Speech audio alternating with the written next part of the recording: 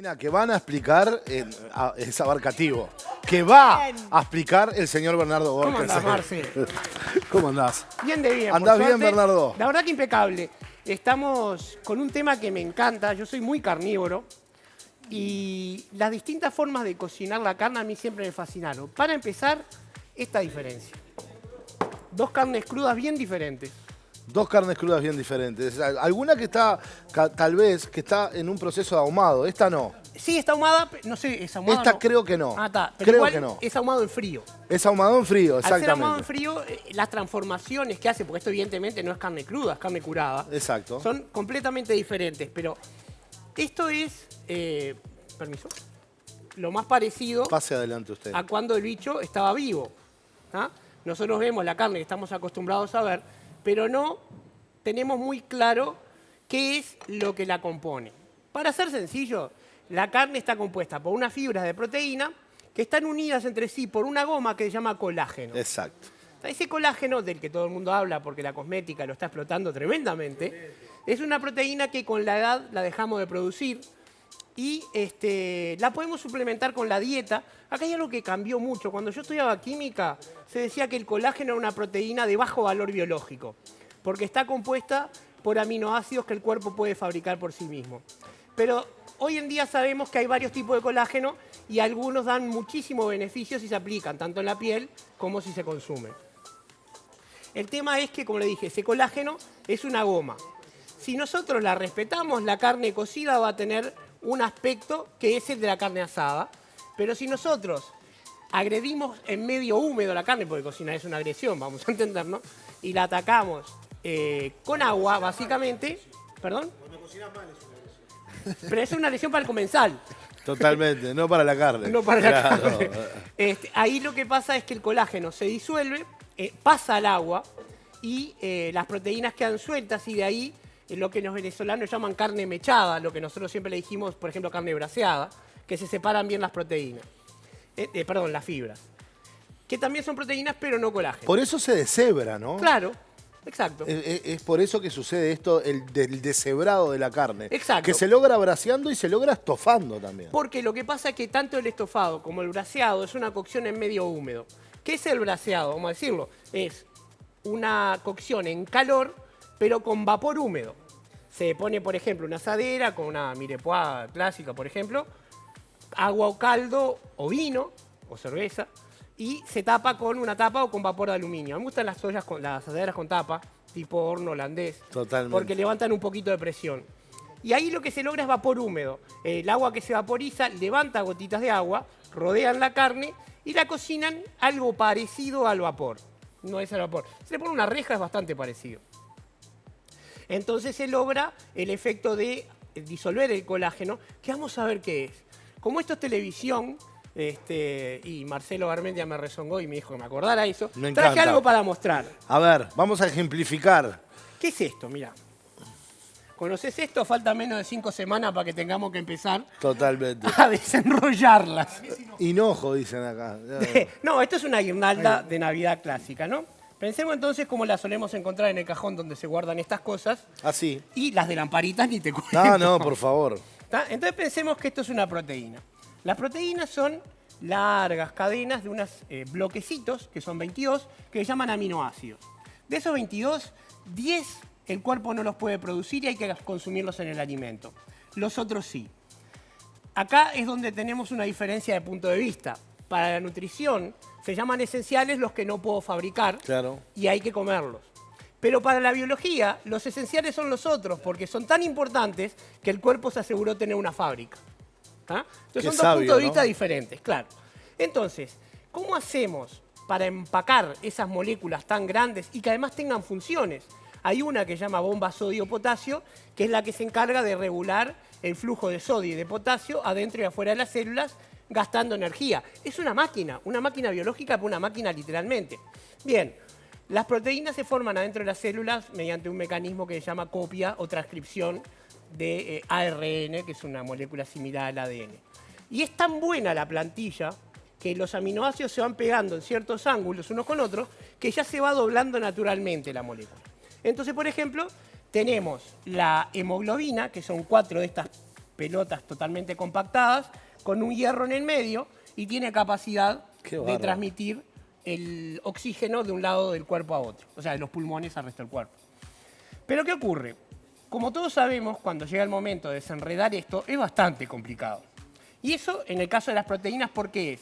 Porque estos bloquecitos tienden a atraerse como si fueran, no exactamente, pero pequeños imanes, forman enlaces puente de hidrógeno y otras cosas, digo porque si me escucha un químico después me mata la salida. Entonces estabiliza esta estructura. Pero cuando nosotros la empezamos a poner en el agua caliente, el agua le aporta energía y va relajando. Desestabilizando. Exacto, va relajando este tema y se libera la forma lineal. ¿Qué ocurre cuando al colágeno le hacemos esto? Pues pasa algo interesante, se convierte en otra proteína. ¿Y sabes cómo se llama esa proteína, Marcelo? Gelatina. Cuando nosotros hidrolizamos, que esa es la palabra colágeno, lo convertimos en gelatina. Con razón nosotros convertimos los huesos y la carne alta en colágeno en gelatina de Exactamente. carne. Y es el proceso del incluso extracto de la carne. piel, exacto, por Claro. supuesto. Y también es la razón por la cual un fumé de pescado o un caldo, cuando se enfría, queda gelatinoso. Totalmente. Porque libera mucho colágeno, sobre todo el pescado. Que viste que el caldo se hace con mucho hueso. A base pescado. de espinazo y de cabeza de pescado. Exacto. Cuando vas a hacer un buen caldo para cocinar, lo mejor, a mi modo de ver, es pasar los huesos, que tienen que tener un poco de carne y algo, por el horno para lograr Siempre hacemos enmayar. eso. Exacto. Ya de Y paso aparte le lográs un fondo oscuro, gracias. lográs Fede. un fondo oscuro, que es así como se llama.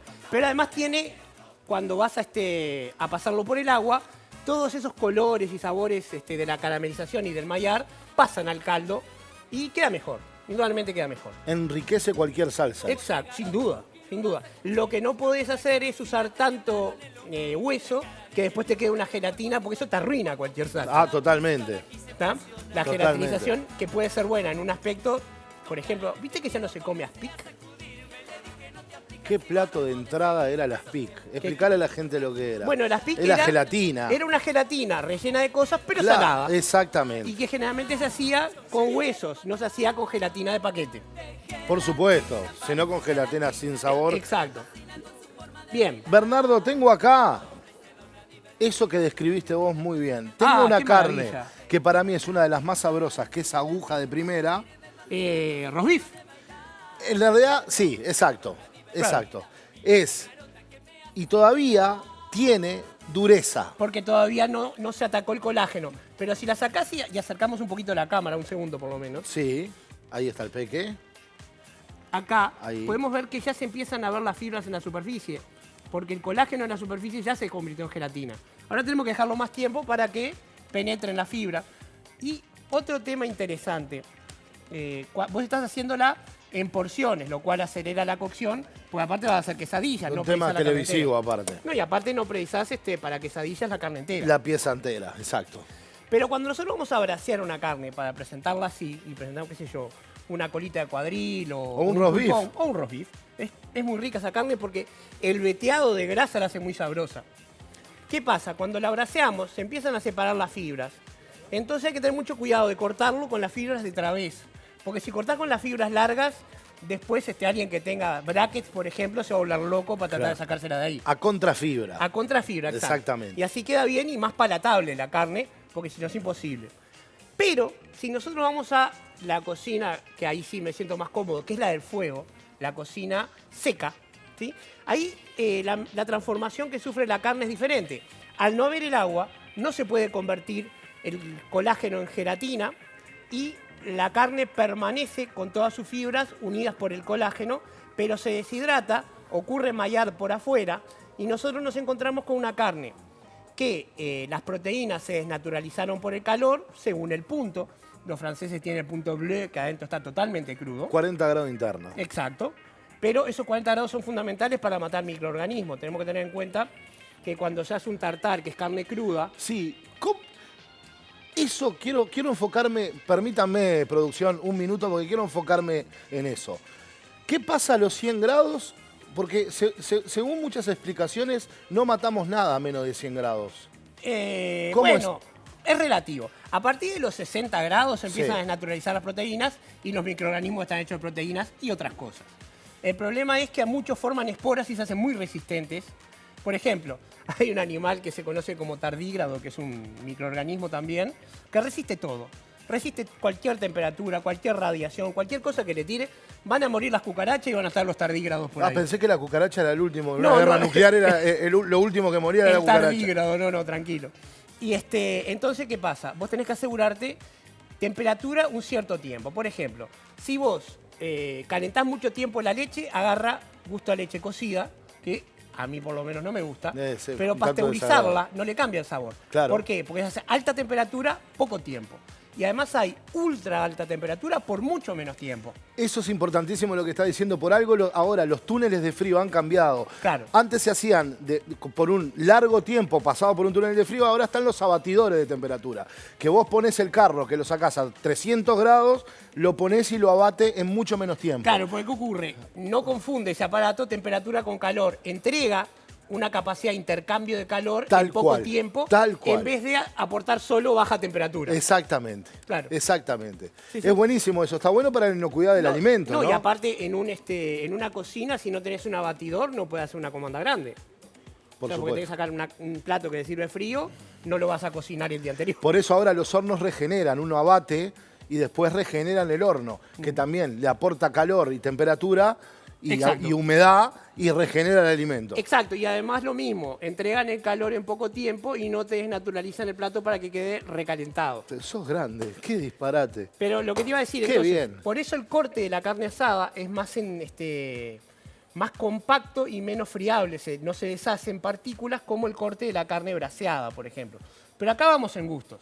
Acá a vamos mí en la gustos. carne me gusta de todas las maneras y un pucherito es la cosa más rica que hay. Ay, por favor, y ahí sí, todo carnes como matambrillo, osobuco, rabo, cruzado. chiquizuela, pecho cruzado, carnes muy fibrosas, muy concentradas en colágeno, Exacto. pero que después liberan un sabor espectacular. Exacto. Por ejemplo, un tema de que somos bastante reiterados. En Francia, por ejemplo, matan vacas viejas. Acá nadie te comería eso. Gracias, Bernard. Ahí está el punto. Ahí está el punto. Tenemos la mejor carne del Uruguay, Uruguay, del mundo y en Argentina también. Pero fainamos bichos jóvenes. Claro, novillo de 2, 3 novillo. años. No desnaturalicen la carne. Un gran amigo que estuvo acá, Geraldo, que es un gran parrillero. ¿Sabes lo que hace, Bernardo? ¿Qué hace? Saca la carne de la parrilla, la corta y le pone sal entrefina. Ni siquiera la sala antes. Ah, mira. Bueno, Quiere sentir el si la verdadero... carne es buena, no precisa nada. Yo a veces Gracias, marido la gracias. carne por cambiar un poco, aparte Dios. puedo 5 carnes distintas. Pero una va con sal y pimienta. Me gusta la pimienta, ¿sabes? También. ¿Negra Levanta un recién poco. molida? Sí. Negra recién molida. Perfecto. Pero entonces te decía, una vaca vieja tiene proteínas sumamente densas, muy fibrosas, y por eso los franceses tienen platos como el bœuf de 7 heures, que son un plato que se cocina 7 horas para Claro. ablandar ese garrón. Por supuesto. Literalmente, ese Por garrón. supuesto. Y por eso el osobuco fue tan mal visto en Uruguay mucho tiempo, cuando es una carne muy codiciada en Europa. ¿Por qué? Porque nosotros tenemos una carne tan blanda que el garrón era para los perros. Que por supuesto. Y el osobuco era todo para los perros. Totalmente. Es una carne deliciosa. ¿Qué quiere decir? En realidad, oso viene de hueso, buco de agujero. Es una carne con agujero. Exacto. Y el osobuco a la milanesa es uno de los platos más codiciados en la cocina italiana. Y es espectacular. Es espectacular. Ahora, para irme de la cocina, más allá de ese asado en seco, en la parrilla, por ejemplo, la grasa intramuscular tiene mucho que ver también, Sí, ¿no? claro, porque la grasa intramuscular hace dos cosas. Primero, da sabor. La grasa es el alimento con más energía que existe. O sea, está el azúcar, como mucha energía, la proteína, igual que el azúcar, y por encima la grasa, que tiene más del doble por gramo de energía. Entonces nosotros, que somos omnívoros, tirando a carnívoros, nos fuimos seleccionando naturalmente para que nos guste la grasa. Estamos construidos con apetito para lo dulce y para la grasa. Una combinación para los gordos maravillosa, ¿no? Bueno, pero el cerebro no funcionaría sin grasa tampoco, ¿no? Por ejemplo. No, y sin azúcar, muerte cerebral. Pero tanto es así que el organismo tiene una capacidad de convertir grasa en azúcar rápidamente para el cerebro en ausencia de azúcar. Pero entonces, lo que vos decís, esa grasa en cocción, ya sea seca o húmeda, se va fundiendo, penetra las fibras, que además se van liberando, y las impregna de sabor. Muy especialmente, gotea en la brasa y levanta ese humo que le va dando más sabor todavía. Pero por supuesto, claro que sí. Se te hizo agua la boca. Se me hizo agua la boca, ni bien estabas hablando. Pido un fuerte aplauso. La verdad, la descoce. Espectacular. Bernardo, querido, Bueno, nos el lunes. vemos el lunes. ¿Ya sabés lo que vamos a tratar el lunes? No. Pero ¿no? bueno, veremos. En la semana veremos y estaremos informando.